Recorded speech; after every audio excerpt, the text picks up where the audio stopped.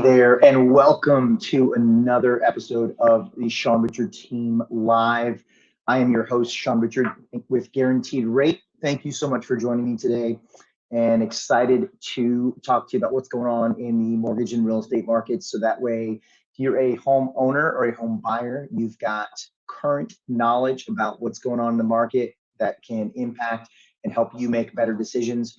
If you're a real estate agent, I want you to be the expert for your clients. I want you to be able to update them and make you look even smarter than you already are. So let's dive into it.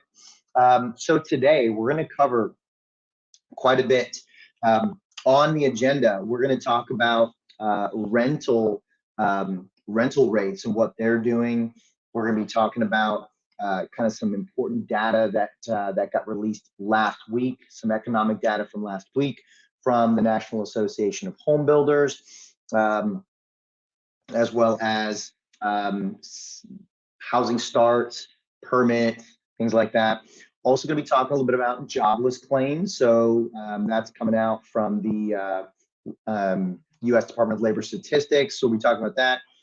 Big news last week, obviously, was the Fed meeting. The Fed had their meeting Tuesday and Wednesday, and we had a presser from Jerome Powell, the Fed chair, Jay Powell, last Wednesday. So we're going to talk a little bit about his comments. And then we're also going to talk about what's going on this week and what information that what economic data that we're going to be seeing coming out this week that's going to be market moving. And then last but not least, Saturday is Christmas. So I want to take a moment and say happy Christmas. Merry Christmas. There you go. Merry Christmas to each and every one of you. Happy holidays. I hope you're having an incredible holiday season. I'm excited to head into 2022 with all of you. So let's dive in and let's check it out. So I mentioned rents, rental prices. What are they doing?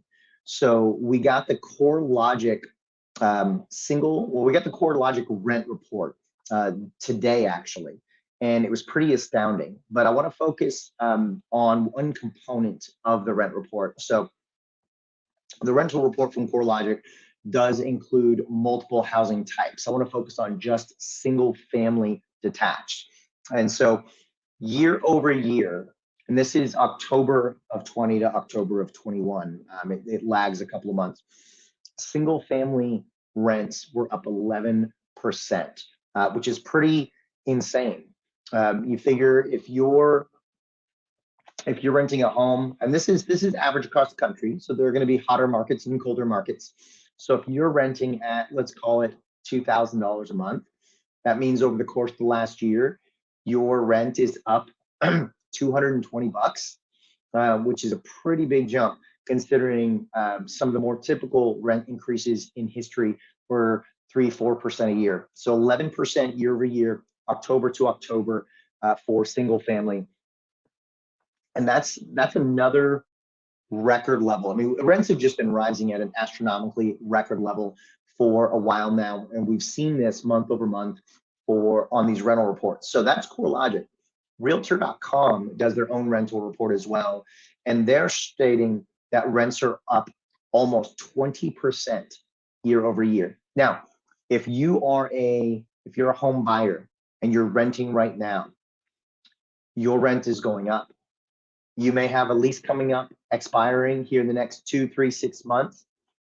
Rest assured, your rent is going up.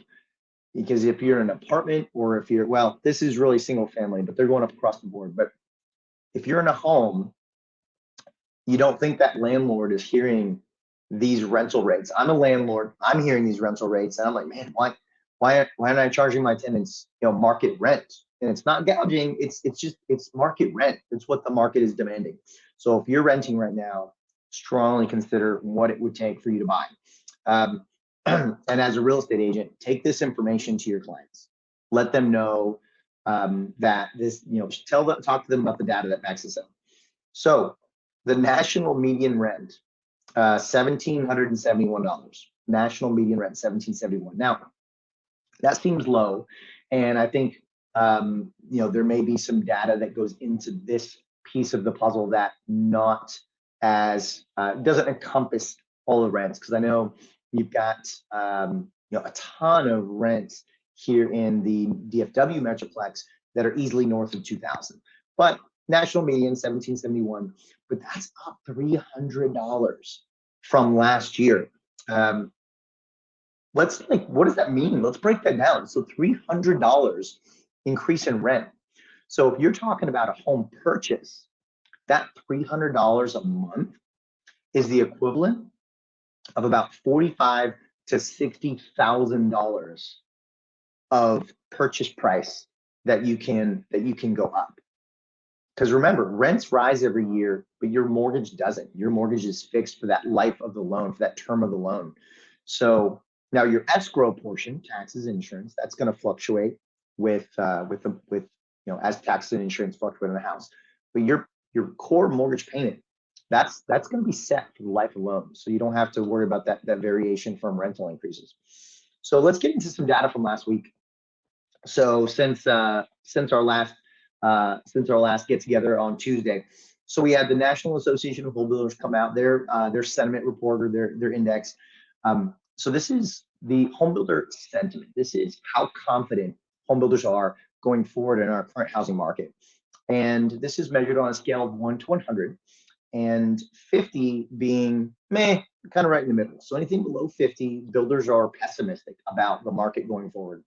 And then anything above 50, the builders are optimistic about the market going forward, the housing market. So last month, we were at 83. So builders very optimistic.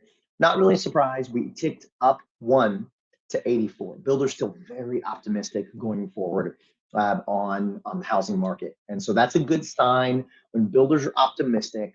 That tells us that they do a ton of research. That tells us that they feel really good about where the housing market is and where the housing market is going for them.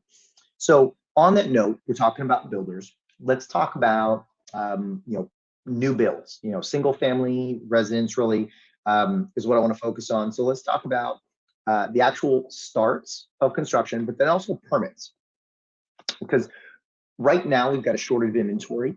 Builders are not putting homes up fast enough.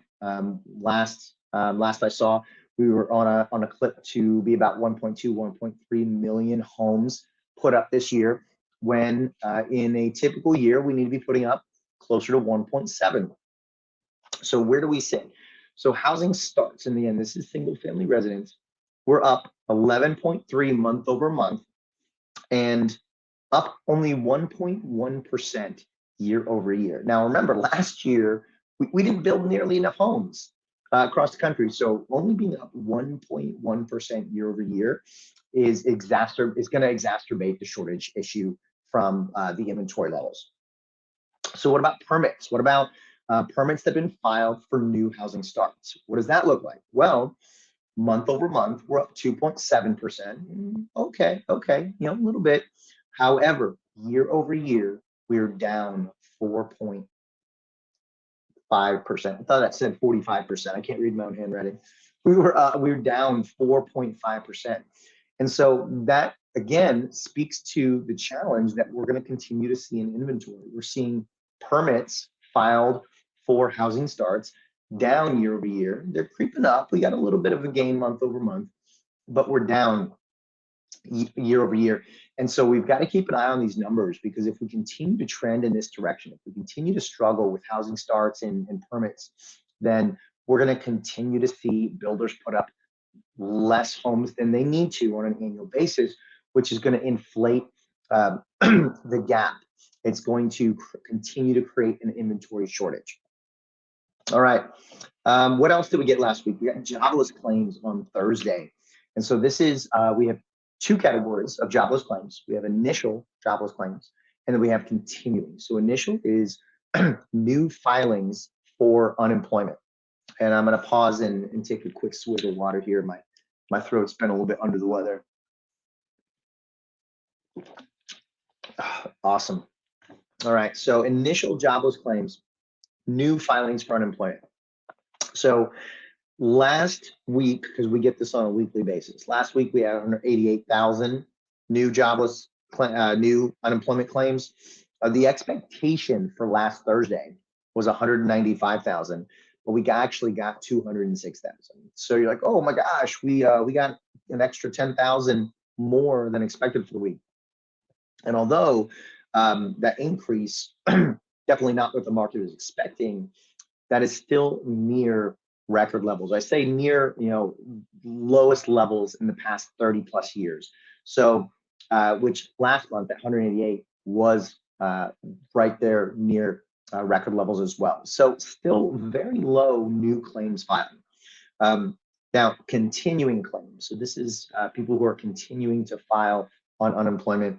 So last month, we had just a hair shy of 2 million. We had 1.999 million. The expectation from the market for this week was 1.936 million.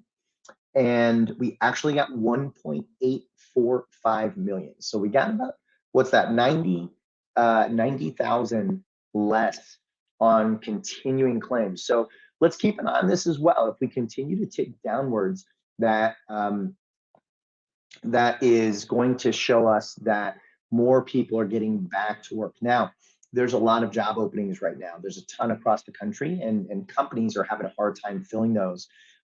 We've got, I don't want to say a record number because I'm overusing the record number, but we've got such a large quantity of job openings compared to the people that are wanting those jobs. And as you've probably seen in the media, there's been spurts of of large amounts of resignations. The Great Resignation, as they call it, has been happening, and so you've got a plethora of workers that kind of have the pick of the litter of where they want to be. And you're also seeing employers, and I touched on this last week. You're also seeing employers hold on to employees longer. Maybe where they might downsize or right size, or through attrition, you might see employers let people go. That would cater to a rising increase in initial claims. You're seeing less of that because employers don't know if they're going to be able to fill those spots if they let those people go, so they're holding on to them. All right, the big news of last week, the Fed meeting. So what did the Fed talk about? So we heard from Jerome Powell on Wednesday. Three things I want to touch on. One, Fed keeps short-term rates at 0.25%, and short-term rates is your Fed funds rate. Won't deep dive into this, but essentially your Fed funds rate is the overnight lending rate for banks. So when banks borrow from other banks, they borrow at the overnight lending rate or the Fed funds rate, and the Fed chose to keep that at 0.25%. This does not have a direct impact on mortgage rates. So when you hear that the Fed kept the rates the same, or they raised them, or they lower them, do not think that this has an immediate impact or direct impact on mortgage rate. It does not. If you want to know how it influences and how it kind of flows through everything, reach out to me. You got my you got my contact information right there. Give me a call. So Fed keeps the Fed funds rate at 0.25%. The Fed is expecting upwards of 3 rate hikes next year in the Fed funds rate. Now, a lot could happen between now and then, but if inflation continues to rise, the Fed is going to look to combat that by looking to increase or hike the Fed funds rate. Now, if we get into an inflationary situation, we could see the Fed's outlook on that change. But right now, the Fed is very what they call hawkish, and they're looking for three rate hikes next year. Personally, I think that could be less than that, but we'll see what comes. And then lastly, the Fed talked about their tapering and accelerating tapering. So when you've heard about the Fed tapering, essentially what that means is every month the Fed is purchasing and reinvesting money into bonds and treasuries. So bonds, including mortgage bonds or mortgage-backed securities, treasury bonds like the 10-year treasury note, things like that. So the Fed has been buying with new money every month, bonds and treasuries. So what they're talking about tapering the new purchases. This isn't going to impact the reinvesting. With bonds, like mortgage bonds, they have a finite term. They have a fixed term. So when that term comes up to completion, then that money has to be reinvested. So the Fed is going to continue to reinvest the bonds as they reach maturity, but they're going to reduce and eventually get to zero probably on new purchases. Now, new purchases make up a small percentage of the overall activity that the Fed does. So that reinvestment is really the largest amount. So although this will have some impact on the market, including the mortgage market, I don't think it's going to have as significant of an impact as maybe the media and news outlets would lead people to believe. So let's keep an eye on that. But again, let's take that with a little bit of a grain of salt. The Fed tapering shouldn't have too massive an impact. All right. So let's talk about this week. And so today's Tuesday, tomorrow, Wednesday, we get the next GDP reading. And I apologize, I'll have to look up if this is the final reading or the next to final reading. But we're going to get annualized GDP tomorrow. Then Thursday's kind of a big day. We're getting PCE, which is personal consumption expenditure. Now, personal consumption expenditure is essentially it's the Fed's favorite metric of measuring inflation. And so what PCE is they take a basket of goods. So let's say you go to the grocery store and you buy 10 items, and then every month you go back and you buy those exact 10 items, and you're allowed to substitute some things here and there that are like, but essentially PCE measures the inflation in that basket of goods. So if you went to the grocery store and you bought those 10 items every month, the same exact 10 items, you're going to be able to see exactly what the cost does. And right now we're seeing inflation. So that's what PCE, or personal consumption expenditure, measures. It measures the price change on a basket of consumer goods. So look for that this Thursday, because again, this is the Fed's favorite measure of inflation. And so if this follows suit to CPI, which is Consumer Price Index, then we're probably going to see a little bit of a tick up in PCE. And then also on Thursday, we get this week's jobless claims, both initial and continuing. So we're going to see what the unemployment filings look like for last week. And then the best and most favorite thing that's going on this week is Christmas on Saturday. Now, my family and I, we get together on Fridays. We do Christmas Eve together every year. Our tradition is Chinese takeout every single Christmas Eve, and then we play games and do fun stuff like that. We've been doing that for, probably 10, 15 years. So, I would love to know what your favorite holiday or Christmas traditions are. So if you would, down below in the comments today, let me know what your favorite traditions, what you like to do, maybe your favorite food. What are you going to be doing maybe Friday or Saturday or even Sunday of this week with your family, with your spouse, your children? Let me know. Hit me up in the comments and let me know what that's going to be. So I'm going to be hanging out Christmas Eve with some Chinese food, and I'm going to be spending Saturday with some leftover fried rice and lo mein noodles. So I really appreciate you joining me today on your weekly market update. Look for me next Tuesday. We're going to do this again and stay on some more economic data there. I also like to provide a special announcement. So after the new year, I'm going to have another segment on Fridays that I really am excited to bring to you. On Fridays after the new year, I'm going to be doing a kind of a coach's corner. I'm going to be taking a topic, a technology, a business building thought and idea, and I'm going to be bringing that to you on Fridays after the new year. So keep an eye out for the posts about that. But I'm very, very excited to bring that to you. I want to help you as real estate agents grow your business. I want to help you serve more clients, help more people into homes.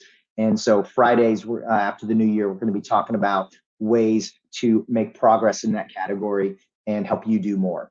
So if there's anything else that my team and I can do, we'd love to help you and your clients into a new home. If you're a homeowner or a home buyer listening to this, we'd love to help you either refinance or purchase that new home.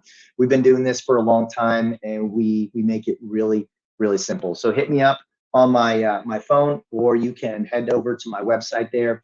or comment below. But until next week, have a very Merry Christmas. And thanks so much for joining me today. Take care.